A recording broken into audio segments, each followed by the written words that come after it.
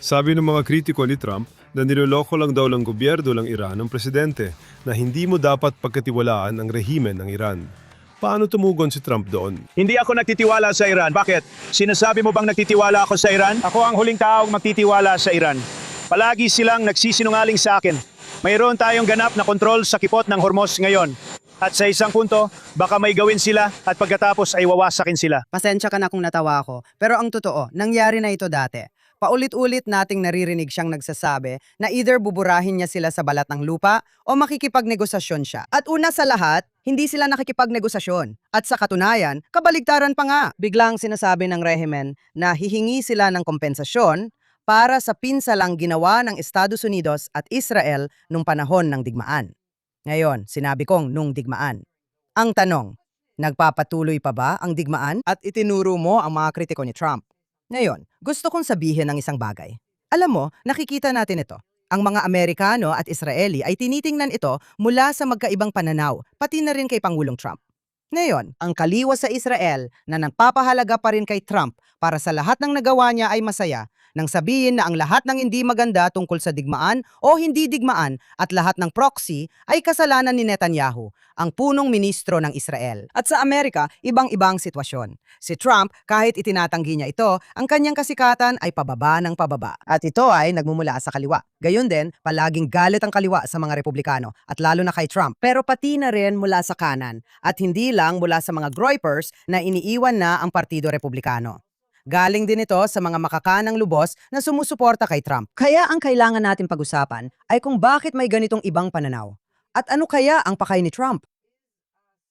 Bahagi rin ba ito ng estratehiya na gipitin ang rehimen sa ekonomiya para pabagsakin ito sa halip na bumalik sa isang ganap na digmaan? Ano ba ang gusto ng mga Amerikano? Ano ang gusto ng mga Israeli? Gusto natin ang paggamit ng puwersang militar ng mabilis, epektibo at matapos agad ang trabaho. Parang doon tinanggan niya si Maduro. Di ba? Natapos agad ang pag-atake sa Venezuela sa loob lang ng ilang oras. Naabot ang layunin. Kung makikipaglaban ka sa Iran, hindi mo magagawa yon. At tuloy-tuloy pa rin ito at tayo ay nasa 6 na buwan na. Halos tapos na. Ikaw na ang magkwenta, Rudy, pero tuloy-tuloy pa rin ito. At ang totoo, wala ring nakikitang katapusan. Pero sa tingin ko, isa sa mga problema at napag-usapan na natin ito dati sa ating podcast ay ang pananaw ng mga tao na parang dalawa lang ang pagpipilian, sumuko o ganap at lubos sa tagumpay. Parang sa sitwasyon ni Maduro na basta tayong manalo at alam mo na, tapos ng lahat. At siguro sa kaso ng Iran, tama si Trump kapag sinabi niyang ito ay isang digmaan ng unti-unting pagpapahina na kung saan, alam mo, hinaharangan ng Amerika ang kanilang mga daungan. Wala na silang pera. Araw-araw, pabawas ng pabawas ang kanilang mga yaman. Hindi na nila kailangang bayaran ang sweldo ng kanilang mga sundalo at ng kanilang mga revolusyonaryong gwardiya at ang kanilang lipunan ay nagkakagulo na. At sa totoo lang, kahit na marami silang tapang, itong mga Iranian, ang rehimeng Iranian, kahit na nagpapakita sila ng tapang, at syempre sinasabi nilang sila ang nananalo at kung ano-ano pa, alam naman talaga nila na hindi ito magtatagal. At naniniwala si Trump na baka kung ipagpatuloy niya ang paglalagay ng presyon na kaya niyang manalo dito. At alam mo, kung hindi ito lubusang sumiklab, pero kung katamtaman lang ang labanan, hindi tataas lang sobra ang presyo ng langis. Mas mataas ito kaysa dati bago nagsimula, pero bumaba na at mananatili sa isang gitnang antas. Katanggap-tanggap yon sa politika para sa kanya. Hindi niya kailangang bitawan ng usapin sa mga Iranian. At kung sakaling mangyari ang pinakamasama pagkatapos sa Nobyembre, pagkatapos ng eleksyon sa Israel at sa Estados Unidos, mas malaya na siyang gawin ang gusto niya sa hinaharap. Maring ganon, pero ayan mo munang sabihin ko ito. Una sa lahat, ang paghahambing sa Venezuela. Palagi akong naiinis kapag ginagamit ni Trump ang paghahambing na yon. Ang mga taga-Venezuela ay hindi mga radikal na Islamista. Si Maduro ng Venezuela ay hindi isang Islamista. Ibang-iba talaga ang sitwasyon at nakakabahala ito. Tuwing sinusubukan ng mga taga-kanluran na ikumpara ang mga bagay na ganyan, ibig sabihin wala talaga silang alam sa kung ano ang hinaharap nila. At hindi totoo na ang rehimen ng Iran ay, alam mo na, alam nilang bilang na ang kanilang mga araw. Talagang hindi. Matibay ang kanilang ideolohiya sa aspetong yon. Ang ideya nila ay, alam mo, kamatayan sa Israel, kamatayan sa Amerika. Hindi lang basta mga slogan ang mga yon. Seryoso sila doon. Ibig din nilang sabihin ay kamatayan sa kanluran. At para sa kanila, sapat na ang kumapit lang kahit sa manipis na pag-asa dahil wala silang pakialam kung 10,000 libo o milyon-milyong mga Iranian ang maghirap o mapatay dahil dito. Sa katunayan, masaya pa nga silang patayin silang lahat. Kaya wala silang pakialam doon. At iyon ay isang bagay na nakakabahala. Talagang dapat gipitin ni Trump sa pananalapi ang rehimen. Pero talagang kontrolado ba niya ng buo ang kipot ng Hormuz? Hindi ako sigurado. Tama ka. Ibig ko sabihin, tinan natin ito sa mas malawak na pananaw. Nasaan na ba tayo ngayon? Sa teorya, nung nakuha niya ang Memorandum of Understanding, kailan ba yun? Mahigit isang buwan na nakalipas, di ba? At ngayon, tinatawag na natin itong Memorandum of Misunderstanding, tama? Pero ang ideya nun ay may kasunduan ng nakalatag at magkakaroon tayo ng seryosong pag-uusap tungkol sa nuclear program na siyang napakaseryosong issue, ang pangunahing issue. Pareho sinasabi ni Trump at ni Netanyahu iyon. Lahat ng iba pa ay, alam mo na, ano ba yon? Iyong maliliit na detalye. Pero ang totoong issue na kailangang pag-usapan ay ang nuclear na issue. At hindi pa natin ito na pag-uusapan dahil ang una, ang tinatawag na mas madaling issue ay hindi pa nare-resolba. At ang mga kipot ay malaking issue para sa buong mundo dahil sa presyo ng langis. Ngayon, ano ang realidad ngayon? Hindi bukas sa mga kipot. May mga paminsan-minsan barkong pumapasok at tumalabas, pero napakaliit na bahagi lang kumpara sa dati bago ang digmaan. Pero ang ginawa ni Trump, laglagay siya ng 100% blockade sa mga pantalan ng Iran. Na ibig sabihin, sabi ni Trump, hanggat sarado ang mga kipot, wala nang mangyayari. Walang kalakalan, walang langis na papasok o lalabas ng Iran. Na ibig sabihin, hawak niya ang mismong kritikal na daanan. Tama ba? At ang tanong, muli, kung wala ang lahat ng yabag ng rehimen, gaano katagal pa nilang mapapamahala ng Iran kung wala na silang pera? At alam natin na bagsak na ang ekonomiya nila bago pa man noong Pebrero. Talagang sira-sira na ang ekonomiya nila, napakasama ng kalagayan. Isa yan sa mga dahilan kung bakit nag-alsa ang mga tao laban sa rehimen noong Enero. Hindi lang dahil sa ideolohiya, hindi lang dahil gusto nila ng demokrasya, kundi dahil wala ng kuryente sa Tehran sa ilang bahagi ng araw. Wala ring tubig na ang bansa ay nagkakagulo na. Dala itong mga ayatola ay puro salita tungkol sa jihad. Pero hindi naman nila alam kung paano patakbuhin ng maayos ang isang bansa. Mukhang ganun nga, kasi nagkakagulo na ang bansa. Ngayon, idagdag mo pa ang lahat ng pinsala ng digmaan, lahat ng epekto sa ekonomiya, at ngayon, pati na rin ang pagtaas ng blockade at mga sanction at lahat ng yon. Ang rehiming ito, talaga bang kakayanin pa sa ganitong mga kalagayan? Kaya parang pinapatay mo ang palaka. Alam mo yun, kapag inihagis mo ang palaka sa kumukulong tubig, tatalon siya palabas. Pero kung ito ang talinghaga, oo, hindi ko alam kung totoo ito sa agam, pero kung mahina lang ang apoy at dahan-dahan mong pinapataas, maluluto ang palaka nang hindi niya namamalayan. Posible kayang alam ng rehimen ang nangyayari, pero sa pagpapanatili ng sigalot sa mababang antas at puro unti-unting pagpapahina, kung saan ang gastos para sa kanluran, ang gastos para sa Estados Unidos at Israel ay medyo mababa. May gastos pa rin, pero medyo mababa lang. Pero sa huli, maaring ito ang estratehiya na magdadala ng uri ng solusyon na gusto nating makita, na baka ang rehimen ay mapatalsik. Baka sa huli, sila mismo ang lalapit at magmamakaawa para sa isang diplomatikong solusyon. Hindi kailanman sila magmamakaawa para sa isang diplomatikong solusyon. Nagmamakaawa sila na ibigay sa kanila ang lahat ng tingin nila ay nararapat para sa kanila. Binihag nila ang kipot ng Hormuz. Ang ginawa nila ay sinabi nila, sige, na yon, alam na namin kung paano namin magagawa naming bihag ang pinakamalakas na superpower sa mundo sa pamamagitan ng paggawa niyan. At sabi ng mga Amerikano, tumataas ang presyo ng gasolina. Kaya sabi ni Trump, sige, sandali, titigil na kami. Kapag sinabi mong digmaang ubusan, hindi naman talaga ito digmaan ng pag-ubos. Ang nangyayari ay may patuloy na mga pagtatangka sa buhay ni Trump. Nagkaroon na siya ng totoong mga tangkang pagpatay at marami na ring napigilan. At lahat ng ito ay nagmumula sa Tehran. Ito ang problema kapag sinabi mong, alam mo, alam nila at alam nila. Hindi nila alam. Tingnan mo ang Hamas sa Gaza. Tingnan mo lahat ng mga proxy ng Iran. Ang Hamas sa Gaza ay halos, hindi naman lubos, pero halos tuluyang nawasak. Ang kapangyarihan nito ay tuluyang, alam mo, pwede mo sabing nadurog, winasak, kahit anong itawag mo. Hindi sila tumitigil. Bawat isa sa kanila parang ipis na terorista, lumalabas mula sa mga lagusan, pumupunta. Matapang na sinusubukan, harapin ang mga tropang Israeli sa tinatawag naming Yellow Line. At ngayong linggo, may nakita tayong napakadelikadong insidente. Hindi muna natin pag-uusapan yun na yon. Ganon din ang nangyayari sa Hezbollah sa Lebanon. Hindi sila sumusuko. Wala silang pakialam. Handa silang magpakamartir. Tiyak na handa nilang isakripisyo ang sarili nilang mga anak at kahit sino pa para lang makamit ang kanilang mga layunin. At yan ang hindi maintindihan ng mga taga-kanluran. Masaya ako na hindi nila iyon maintindihan sa isang banda dahil napakasama ng ideolohiya at lipunan na yon at baluktot ang lahat ng paniniwalang panrelihiyon. Pero nandito na tayo. Ganito kasi yon. May mga Israeli na nagsasabi na si Trump ay talagang matalino sa buong bagay na ito dahil hinihintay niyang matapos ang midterm elections. At kahit manalo o matalo ang mga Republican, magiging lame duck siya habang papalabas na. At doon niya magagawa ang gusto niya. Ito ang sinasabi ng ilan at sa totoo lang, maganda raw itong galaw dahil may makukuha tayo at saka may eleksyon din sa Israel. Gaya ng sinabi mo, 1 linggo bago ang midterm elections sa Amerika. Hindi ako sigurado. Minsan, kahit parang nagkakamali-mali ka lang, pwede ka pa ring magtagumpay, alam mo yon, kapag nakialam ang Diyos o kung anuman ang mangyari. At saka, sa huli, at sigurado akong makakarelate ka dito, may usapin tungkol sa mga munisyon. Sinasabi ng mga eksperto na kulang ang Estados Unidos sa mga bala at interceptor.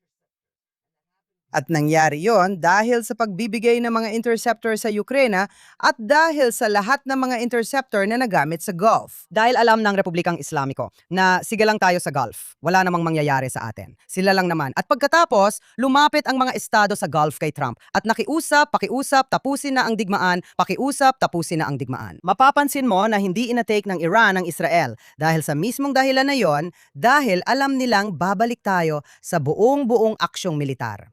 Kaya, ang punto ko ay hindi ito magiging sapat. At yon ang tanong, dahil may kinalaman ito sa mga armas at hindi sa kagustuhan. Yon ang kailangang makita pa. Kaya mula sa pananaw na yon, masasabi mong may ilang dahilan kung bakit.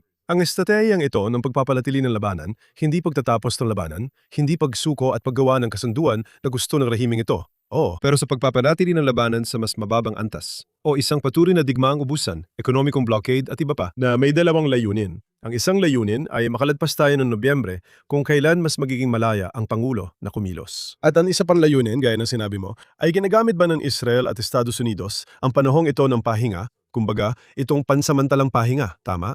Dahil alam mo naman, may mababang antas pa rin ang karahasan. Pero ginagamit ba natin ang panahong ito ng epektibo para mapunan muli ang mga supply sa pag-aakalang kailangan talaga itong gawin? Kaya, panalo ba ito sa lahat ng aspeto? Pero ikaw ang nagbanggit ng tanong at sinabi mo, alam mo, nakikituwa tayo sa mga ekstremistang Islamiko. At ang mga taong ito ay hindi kailanman susuko. At sila ay mga jihadi kamikaze. At wala silang pakialam sa buhay ng tao. At totoo lahat yan. Pero sa tingin ko, totoo yan. Pero bahagi lang yan ng katotohanan. Mayroong humigit kumulang 80 milyong tao. Kung hindi ako nagkakamali na nakatira sa Iran na yon, sabihin na natin may 10% na suporta ang rehimen. Tama ba? Ibig sabihin may 8 milyong tao na lumalabas sa kalsada at sumusuporta sa rehimen. Yung iba naman na tinawag ni Nixon na silent majority, gusto lang nilang umalis ang rehimen pero natatakot silang lumabas muli sa kalsada. Baka sila ibubugin tulad ng nangyari noon o mas tamang sabihin, masakirin tulad ng nangyari noong Enero. Sige, hindi ito sinaulang kasaysayan. Naalala pa nila na nangyari lang ito ngayong taon. Binasakir sila sa kalsada dahil sumalungat sila sa rehimen. Ngayon, sa 8 milyong tao na sumusuporta sa rehimen, ang ilan ay nandoon dahil sa pang-ekonomiyang dahilan at dahil sa pamilya. At sigurado akong mas maliit ang bilang ng mga tunay na ideological na jihadi na naniniwala talaga. At kaya kung sa pamamagitan ng pang-ekonomiyang presyon at sinasabi kong kung dahil, alam kong ito ay isang tanong, pero bilang isang estratehiya, maaari mong pahinain ang kapangyarihan ng rehimeng yon. Mula, kung hindi nababayaran ng mga sundalo, kung ang mga revolusyonaryong gwardiya ay hindi nakakakuha ng mga benepisyong pang-ekonomiya na nakasanayan nila, tama? Maaring mabawasan ang 10% na sumusuporta sa rehimen na siyang nagbibigay lakas. Sa 90% na gustong pabagsakin ang rehimen. Tama? Kung hindi sila kumbinsido, nababarilin sila ng mga revolusyonaryong gwardiya dahil naririnig nilang galit din ang mga revolusyonaryong gwardiya sa nangyayari. Tama? Magbibigay ako ng halimbawa. Nabanggit mo ang halimbawa ng Gaza, kaya ibibigay ko naman ang halimbawa ng Lebanon. Tama? Binonatan ng Israel ang Hezbollah at talagang tinamaan ng Hezbollah. Ang Hezbollah ay anino na lang ng dati nitong sarili. Tama? Nandyan pa rin ito. Maaari pa rin itong magdulot ng problema. Pero hindi na nito kayang magdulot ng mga problemang kaya nitong idulot ilang buwan na nakalipas. Tama? Malaki na ang nabawas namin sa lakas militar ng Hezbollah. Ano ang ibig sabihin niyan? Na biglang ang gobyerno ng Lebanon, na dati ay parang biro lang dahil formal lang ito, pero wala namang totoong kapangyarihan. Ngayon, dahil mas mahina na ang Hezbollah, ang gobyerno ng Lebanon ay mas may kapangyarihan na kaysa dati. Kaya ba posible ito? At hindi dahil mas malakas ang gobyerno ng Lebanon, kundi mas malakas lang sila kumpara dati dahil ang pinakamalaking kalaban nila, ang Hezbollah, ay mas mahina na. Kaya mas malakas sila kumpara noon. At posible rin ba mangyari ito sa Iran, kung saan ang mahigit 90% na tahimik na nakararami ay biglang magkakaroon ng kapangyarihan dahil humina ang rehimen, dahil sa ekonomiya, una sa lahat, at sa mga pag-ataking militar, ang mga pag-atake militar ng Israel at Iran. At kasabay nito ang presyur sa ekonomiya, hanggang blokadang pang-ekonomiya, ang mga choke point para sa rehimen ay tinamaan ng matindi. Kaya pati ang maliit na grupo sa paligid ng rehimen ay nagsisimula na ring mapasag. Oo, sigurado. Palagi akong pabor sa pagsakal sa rehimen sa pamamagitan ng ekonomiya. Palagi, kahit noong may mga pag-atake militar. Napakahalaga nito pero hindi ito sapat. Malinaw naman, gaya ng nakikita natin. Kung nakita ko lang na sapat na yon at muli natatakot ang mga taong lumabas sa kalsada na baka masakirin sila. At sa totoo lang, nagpapatuloy pa rin ang rehimen na yon. Pagbibitay ng mga tao sa pampublikong lugar. Alam mo, napakahalagang mensahe niyan sa iba. At mga inosenteng tao pa. Minsan, alam mo, ikaw, kung pinaghihinalaang kang may kaugnayan sa kanluran o kung ano paman. At ito, kaya alam natin masama sila. At ang tanong ay, bakit huminto ang digmaan habang papunta na ito sa tagumpay, kabilang na ang usaping nuclear? Ngayon, alam natin na sa Pickaxe Mountain may mga centrifuge na gumagana. At iyon ay pagkatapos ng Estados Unidos at Israel, lalo na ang Estados Unidos, na sumali sa 12 araw na digmaan sa huli at binumba ang mga planta ng Natanz at Fordo. At totoo na talagang may natitirang nuclear dust, gaya ng tawag nila, sa ilalim ng mga guho, pero nawasak ang mga plantang iyon. Pero heto at, ang Pickaxe Mountain ay may mga centrifuge. Kaya may tumutulong sa rehimeng yon. Sina ba? Rusya ba? Sila ba ang nagbibigay? Dumadaan ba sila ng palihim? Siguradong hindi nila tinutulungan ang mga mamamayang Iranian. At gusto ko lang sabihin na kailangan nating tumigil sandali at magbigay-pugay sa mga mamamayang Iranian. Sinabihan sila matapos silang patuloy na patayin sa loob ng mahabang panahon na darating na ang tulong. Pero inabot pa ng ilang linggo hanggang sa katapusan ng Pebrero bago dumating ang tulong na iyon. At ang mga mamamayang Iranian ay nagbubunyi kay Trump at kay punong ministro Netanyahu. At bigla na lang, ngayon, pakiramdam nila ay pinagtaksilan sila. At higit sa lahat, pakiramdam nila ay si Trump ang nagtaksil sa kanila. Alam namin ito mula sa mga taong may koneksyon sa loob ng Iran. At ang kanilang mga tinig ay natabunan ng mga usapan tungkol kay Trump, Netanyahu, pagbubomba o hindi pagbubomba. Paano naman sila? Kailangan silang alalahanin. Sila ay naghihirap at lubos na nangangailangan ng tulong. At ang pagpapatalsik sa rehimeng yon sa pamamagitan ng puwersang militar ay makakatulong din sa natitirang bahagi ng mundo. Sinumang Amerikano na nag-iisip. Sa totoo lang, ang mga kritiko ni Trump sa Amerika, ang mga kritiko mula sa kanan, ay nagsasabi, hindi natin kailangan ang digmaang ito, ang mga walang katapusang digmaan na ito. At bigla nilang pinag-uusapan sina Bush at Afghanistan. Lahat ng sinasabi nila ay puro negatibo tungkol sa militar. Kayo, ang gusto nyo lang ay walang katapusang digmaan. Kasinungalingan yan, gaya ng sinabi mo. Hindi ito walang katapusang digmaan. Pero ito ay mauuwi sa walang katapusan. Nananalo tayo sa digmaan tapos bigla tayong tumigil. Napakasama nun. Hindi mo dapat sabihin yon sa kalaban mo. Kailangan mong tsaking ang kalaban mo ang humingi ng kapayapaan at magmakaawa para rito na sumuko at ibaba ang mga armas nito. Pero ang ginawa ng administrasyong Trump, sinabi nila sa tulong ni na Witkoff at Kushner, ang kanyang mga tagapayo at sa tulong ng ating mga kalaban, Pakistan at Qatar, nasabihin, hindi, mag-usap na lang tayo. Mali. Sa ganung paraan, tutol talaga ako sa pulisiya ng administrasyon habang sinusuportahan ko rin si Trump. Pero para sa akin, yon na ang pinakamasamang bagay na pwede mong gawin sa isang kalaban na halos matalo na. Ang bigyan siya ng mouth-to-mouth resuscitation. Kaya kapag pinag-uusapan mo ang walang katapusang digmaan at malinaw na mga Amerikano, at siguro masyadong mabigat na salita ang trauma, pero pagkatapos ng mga kabiguan sa Afghanistan at napakatinding hirap din sa Iraq at mga digmaang tumagal ng maraming taon, maging mga dekada. Na ang Amerika, alam mo, kung babalikan pa ang Vietnam, ang ideya ng walang katapusang digmaan ay hindi kaaya-ayang bagay para sa maraming Amerikano. At naiintindihan ko yon. Pero sa tingin ko, kailangan ding maintindihan ng mga tao na ayaw din ng mga Israeli ng walang katapusang digmaan. Gusto ng mga Israeli na manalo at bumalik sa normal na buhay. Diba? Bumalik sa, Lalo na dahil lahat ng Israeli ay lumalaban sa digmaan, hindi tulad ng mga Amerikano. Ang tanging mga Amerikano na lumalaban sa digmaan ay yung mga nagboluntaryong Tama, sumali sa militar. militar. Lahat tayo kailangan nating gawin ito. At ang ating mga anak, mga asawa, mga kapatid na lalaki at babae, pasensya na, talagang ayaw namin ng digmaan. Kaya, Kaya ang talong ay, at sa tingin ko kailangan talagang itanong ng mga tao ito. At sinabi na rin ito ni Trump sa publiko. At sa tingin ko, tama siya ng 100% dito. Kapag sinabi niya, Tingnan mo, matagal nang may digmaan na walang katapusan. At nagsimula ang digmaang yon sa Rebolusyong Islamiko, mahigit kalahating siglo na ang nakalipas sa Iran. At isa sa mga unang ginawa nila ay sinakop nila ang embahada ng Amerika at ginawang bihag ang mga Amerikanong diplomat. Tama? Ito ay isang rehimen na mula pa nung unang araw ay sumisigaw ng kamatayan sa Amerika, kamatayan sa Israel. Nagbibiro lang ako. Ngayon, ang dami nilang sinasabi tungkol kay Assad na nasa Syria, ang dating diktador ng Syria ay nasa Russia. Oo. Binibibiyan siya ng tirahan ni Putin. May makakaisip ba ng sitwasyon na galon na ang mga Syrian ay papasok sa embahada ng Russia sa Damascus at gagawing bihag ang lahat at sasabihin, ibalik nyo sa amin si Assad, gaya ng ginawa ng mga Iranian sa mga Amerikano.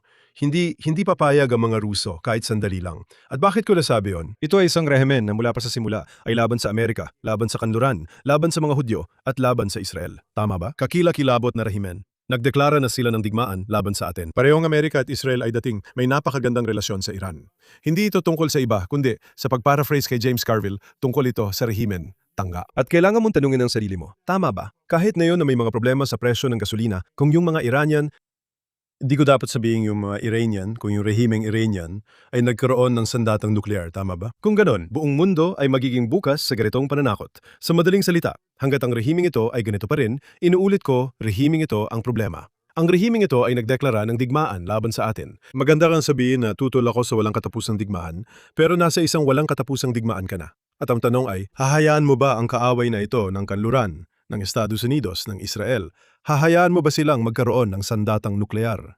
At lahat ng negosasyon, alam mo, tungkol sa nuklear, puro peke lang ang mga negosasyong yon. Hindi sila seryoso dahil kahit sino may kalahating utak, alam na ang mga Iranian, una sa lahat, hindi naman nila kailangan ng teknolohiyang nuklear para sa mapayapang layunin. Ang dami nilang fossil fuels, di ba? Kailangan mo magkaroon ng ganitong klaseng peke. Peking paniniwala na para bang, ko, napakagaling nilang environmentalist. Ayaw nilang gumamit ng fossil fuels. Nakakatawa, di ba? At pangalawa, bakit nila kailangan ng enrichment? Hindi naman nila kailangan ng enrichment. Kung ayaw naman talaga nilang gumawa ng bomba, pwede naman nilang gawin tulad ng ibang bansa na gumagamit ng nuclear energy pero walang nuclear weapons. Nag-aangkat lang sila ng uranium at wala namang dahilan para sila mismo ang mag-enrich. Seryoso talaga ito. Lahat ng seryosong tao mula pa sa simula ay nakita na ito ay isang programa para magkaroon ng nuclear na sandata. At ang mga magiging bunga nito ay hindi lang delikado para sa Israel. Delikado rin ito sa buong reyon at sa buong mundo. Isipin mo ulit, kung sabihin ng mga Iranian na ibinablokade namin ang daungan hanggat hindi ninyo binibili ang langis namin o kung ano paman, may kakayahan sila para gawin yon. Hawak nilang mundo sa tinatawag na petroleum choke point na ito. At sa tingin ko, minsan sinabi ni Trump, pwedeng sisihin ng mga Amerikano. Maintindihan kung bakit kapag umabot sa $100 ang presyo ng langis kada bariles. Pero kung may nuclear power ang Iran, pwede nilang sabihin na $200 kada bariles. Pwede nilang sabihin na $250 kada bariles. Ano ang magagawa mo tungkol dito? Kaya sa tingin ko, mahalagang maintindihan ng mga tao. Kapag sinabi mong tutol ka sa walang katapusang digmaan, kailangan mong sabihin, baka nga nasa isang walang katapusang digmaan tayo at naghihintay lang ang kabilang panig, naghihintay na magkaroon ng mga sandata para hindi na natin sila kayang labanan. At kailangan natin pag-isipan yon. Tama. At gusto kong magbigay ng 2 punto tungkol dyan. Alam mo kung ano ang interesting? Ang interesting dito ay nung nagkaroon ng digmaan ang Amerika laban sa Iraq at si Saddam Hussein ay nagpapadala ng mga Scud missile sa Tel Aviv. At sinabi ng Estados Unidos sa Israel na huwag makialam at hindi kami nakialam. Pero alam mo ba na lahat ng mga tanga sa Amerika na sinisisi ang Israel sa walang katapusang digmaan sa Iraq? Alam mo ba na palaging laban ng Israel sa Iraq? Sabi nila, habulin ng Iran. Iran ang problema. Tanga, Iran ang problema. Alagi. Linawin lang natin yan, una sa lahat. At pangalawa, hayaan mong sabihin ko sa iyo ang tungkol kay Jimmy Carter na alam mo, 50 taon na ang nakalipas. Noong ang mga estudyante para sa kung anuman, hindi muntik ko nang masabi mga estudyante para sa katarungan sa Palestine. Bakit? Hindi naman talaga Freudian slip kasi magkahawig talaga sila. Ang mga estudyante para sa kung ano mga imam ay sinakop ang embahada ng US at kinuha bilang bihag ang 52 staff ng embahada ng Amerika sa loob ng 4 na araw. At si Jimmy Carter ay nagsulat sa kanyang diary nang sinabi sa kanya ang tungkol dito. Wala ka talagang magagawa tungkol dito. Noong panahon yon, sa huli ay naglunsad siya ng isang palpak na operasyon para iligtas sila. Pero hayaan mo akong sabihin ito. Noong ang mga estudyanteng yon, mga estudyante, sabi ko, dahil hindi naman sila masyadong naglalaan ng oras sa klase, katulad ng mga Amerikanong radical na ito, na hindi rin naglalaan ng oras sa klase. Alam mo ba kung anong ginawa nila? Ang pangunahing plano nila nung una, naisipan nilang sakupin ang embahada ng Soviet. Pero nagbago ang isip nila dahil alam nilang papatayin lang sila agad-agad ng mga Soviet. Kasama na kung may mga bihag na mapatay. At alam nilang walang gagawin ng Amerika at si Jimmy Carter ay hindi kikilos. At hindi nga siya kumilos. At nang tanungin ng CIA at ng lahat ng CIA, sila ay, ang Amerika ay nagtatanong, anong gagawin natin? Anong gagawin natin? At ang CIA, tinanong ng CIA, parang may magagawa ba tayo? At tinanong ang Delta Force, yung puwersang pumasok para subukang iligtas sila sa huli. Sinabi nila, paano kami makakatulong? At alam mo, sinabi nila, sabihin nyo sa amin kung nasaan ang mga bihag sa loob ng embahada, sa complex, dahil nasa isa pang gusali rin sila. Ang punto ay, sige, iguhit nyo sa amin. Bigyan nyo kami ng mapa. Sabi nila, hindi talaga namin magagawa yan. At hindi lang yon, mas malala pa dyan. Nagbibigay ng briefing tungkol sa kung ano ang gagawin ng Delta Force noong aalis na sila para iligtas ang mga bihag. Sinabi, sige, ito ang gagawin natin. Palalapagin natin ang mga helicopter. Tatawid tayo sa kalsada. Aakyat tayo sa pader at aalisin ang mga gwardiya. At pagkatapos, sinabi ng mga kinatawan ng administrasyon, sandali lang, teka muna, anong ibig mong sabihin? Alisin sila. Ibig mong sabihin, papatayin sila? At sinabi ng Delta Force, oo. Sige, kaya hayaan ninyong ipaalala ko sa lahat ng mga taong hindi pa ipinanganak noon. Ang ilan sa atin ay naalala ito na parang kahapon lang. Sige, kaya ang punto dito ay, hindi mo dapat hayaang bigyan ng kahit isang pulgada ang mga masasamang halimaw na yon. At tama ka, hindi ito ito ay naging walang katapusang digmaan na may mga proxy sa iba't ibang lugar at pumapatay ng mga Amerikano at pumapatay ng mga inosenteng tao saan man. Ngayon na ang panahon para gawing maikli at mapagpasi ang digmaan ito. Gusto ko na lumipat ngayon sa Gaza dahil papatapos na tayo. At may isang napaka-interesanteng nangyari ngayong linggo. At karapat-dapat itong bigyan ng kahit 5 minuto ng ating oras dahil napag-usapan na natin ang Iran. At ngayon ay panahon naman para banggitin kahit kaunti ang Gaza. Si Trump, gaya nung napag-usapan natin sa nakaraang podcast, ay naganunsyo na mayroong isang malaking tagumpay na pumayag ang Hamas na mag-disarma. At baka magkaroon tayo ng bagong relasyon sa mas, alam mo na, mapayapang Gaza.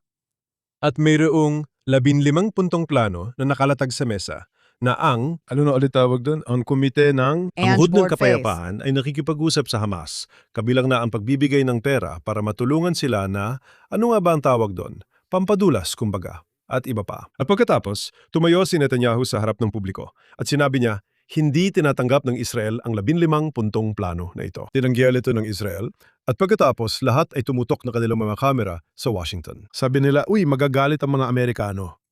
At ganito tumugon si Pangulong Trump. Salamat, Pangulo. Hindi ba bata pa yon? Kailangan mo bang makita ang lamok? Salamat, Sam. Well, inilabas ko ito sa Antilles. Ikinagagalak, Ginawa ko. kitang makilala. Maganda ang naging tugon ko. Salamat sa inyo, mga kaibigan. Tinanong ang Pangulo, galit ka ba? May pahayag ako. Hayagang sinabi ni Netanyahu sa Israel na tinatanggihan niya ang 15 puntong plano na ito. At sinabi niya, maglalabas siya ng pahayag mamaya sa araw na yon. Pero hindi niya ginawa. At hanggang ngayon, hindi pa rin niya ginagawa. Pero sinabi niya, maayos naman ang relasyon natin. Sinabi niya, maayos naman ang relasyon natin. Kaya sa tingin ko, may mga pagkakaunawaan sa pagitan ng Israel at Estados Unidos.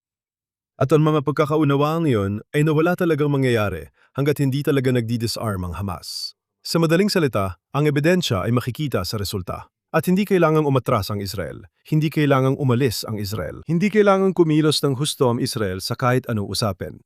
Pwede tayong manatili kung nasaan tayo hanggang mag-disarm ang Hamas. At sa pagitan natin dalawa, hindi kusang magdi-disarm ang Hamas. Kaya masasabi mo, Siyempre, yan ang hindi. mangyayari. Kaya sa ngayon, hawak ng Israel ang nasa pagitan ng 60% at 70% ng Gaza Strip. Meron tayong security buffer zone na pumipigil sa Hamas na makalapit sa ating mga sibilyan. Hindi ito perpektong solusyon, pero gaya ng sinabi ko noon at kilala mo ako, yan ang isa sa mga gasgas kong kasabihan. Huwag hayaang hadlangan ng mabuti ang perpekto. Hindi. Hindi, huwag hayaang hadlangan ng perpekto ang mabuti. Sige, by the way, sang-ayon ako dyan. Huwag hayaang hadlangan ng perpekto ang mabuti. Ang problema ko palagi ay huwag hayaang hadlangan ng sakuna ang mabuti. Sige, pero ganito kasi, interestingly, at ito ay nagdudulot ng matinding, masasabi kong, pagkabahala sa Israel, lalo na sa mga mas konserbatibong Israeli at mga taga-suporta ni Netanyahu. Ano ang nangyayari? Tumayo si Netanyahu. Sabi niya, hindi ko tinatanggap ang planong yan. Pero, ang lupon ng kapayapaan, may isang tao mula sa lupon ng kapayapaan ang nagsabi, "Alam mo, hindi ko maintindihan si Netanyahu. Parang matigas ang pananalita niya. Sinasabi niyang hindi niya tinatanggap ito. Pero kumikilo siya na parang tinanggap na niya ang mga puntong yon. At anong ibig sabihin ng taong yon? At naging nakakabahala ito dahil ang mga terorista ng Hamas, dahil bahagi ng planong yon na itigil ng Israel ang paghahanap kahit sa mga terorista ng Oktubre 7. At ang magagawa lang nito ay kung aatake ang isang terorista sa isang sundalong Israeli, maaari siyang patayin ng sundalong Israeli. Sa madaling salita, ang Israel, ang IDF, ay kailangang ibaba ang kanilang mga armas at huwag maging agresibo. At itong taong ito mula sa lupon ng kapayapaan, hindi natin alam kung sino siya. Hindi natin alam kung aling miyembro ng lupon ng kapayapaan yon ay nagsabi. Alam mo, Netanyahu, nakakatawa kasi, alam mo, sinabi niya yon at iisipin mong gusto niyang magalit kami. Pero sa totoo lang, tinutupad niya ang mga puntong yon. At ang Hamas ang hindi. Kaya ganon. Bakit tayo nababahala dahil doon? Kasi nakikikita natin na sinabi ng IDF na nag-iingat na sila ngayon. At ang nangyari kahapon o isang araw bago yon ay may mga teroristang sumugod sa mga sundalo ng IDF. Napakadelikado. Pwede sila makakidnap ng isa, pwede tayong bumalik sa ganong sitwasyon ulit. Kaya, gaya ng sinabi ko, natutuwa ako na sinabi ni Netanyahu na hindi, pero hindi ako natutuwa na hindi siya kumikilos tungkol doon. Hindi, 100%. Kaya kapag sinabi mong hindi, gusto mong sabihin ito, sa parang mapapaligaya mo pa rin ang mga Amerikano. At sa tingin ko, kapag sinabi mo sa Pangulo, tinatanggap namin ang prinsipyo mo na kailangan tanggalan ng armas at kakayahang militar ang Hamas at iba pa at dul lang kami aalis. At kung tatanggapin ang prinsipyong yon, posible na magpakita ng kaunting kakayahang umangkop. At ang nakikita natin ngayon at ang naririnig ko mula sa mga mapagkukulang Israeli sa media dahil hindi na ako nagtatrabaho sa gobyerno. Pero sinasabi nila, balino naman kung ang teroristang Hamas ay nagbabanta. Hindi ibig sabihin na kailangan nating hintayin silang bumaril. Pero kung gumagawa sila ng isang bagay na mukhang banta, nasa lugar sila na hindi dapat, pwede nating atakihin. Naniniwala rin ako na may karapatan tayong umatake laban sa sinumang may kinalaman sa massacre noong Oktubre 7. Na sa madaling salita, kahit sino na aktibong miyembro ng Hamas, tama. Hindi ngayon. Kaya naiintindihan ko na ito ang pinaninindigan ng Israel, na kung makita natin ang isang tao na direktang responsable sa pagmasake ng mga Israeli, sila rin ay lehitimong target. Pero ang pinakamadagang bagay ay, at muli, kung gusto mo ng perpekto, hindi mo ito makukuha. Pero ito ba ay isang solusyon na maaaring gawin? Sa madaling salita, hindi kailangang umatras ng Israel kahit 1 pulgada o sentimetro. Depende kung nakatira ka sa Australia o Estados Unidos. Oo, hindi natin kailangan. Nasa dilaw na linya tayo, manatili tayo sa dilaw na linya. Maaari tayong maging maagap sa pagharap sa mga banta o sa pagpuksa sa mga taong alam nating sila ang mismong mga salarin. Sa tingin ko, ito ay isang sitwasyon na kayang tiisin ng Israel at kung may gagawing kalabisan ng Hamas, tama? At hayaan naming tumugon ng buong Sige, lakas. ngayong linggo, hindi natin ginawa. At higit pa dyan, tama ka, pero tama, sinabi yun ni Netanyahu. Pero pagkatapos, ay binigyan ng ibang utos ang hukbo. Kaya, ang ibig kong sabihin, sabi mo, wag nating hayaang maging hadlang ang paghahangad sa perpekto sa isang mabuting solusyon. Kailangan nating maging sobrang matyaga. Hindi sinabi sa hukbo na kailangan nilang umatras mula sa kahit Hindi anong lugar na umatras. kinaroroonan Sinabihan natin. si Ang tinutukoy mo DeAndre lang. na wag habulin ang kahit anong Oktubre. Hindi. Tigilan mo na silang habulin. Tapusin mo na lang. May banta talaga na dumating sa kanila at nagkaroon ng issue doon. Sige, Kaya pero sa huli hindi ito natanggal ganoon. din yun. Sige. At sa tingin ko, ang salitang banta ay talagang linawin natin. Ang banta ay medyo malabo, di ba? Ano bang banta? Anong bumubuo sa isang banta? Maaring maging napakasubitibo nito. Sa tingin ko, binibigyan ito ng kalayaan ng Israel na Tama. ipagpatuloy ang Kaya kailangan hindi sana naming tayo gawin. tumigil sa paggawa nito. Sumasang-ayon ako Hindi sa iyo. ako. May kalayaan tayo noon. At pagkatapos lumabas ang 15 puntong plano, bigla tayong tumigil sa kalayaang yon.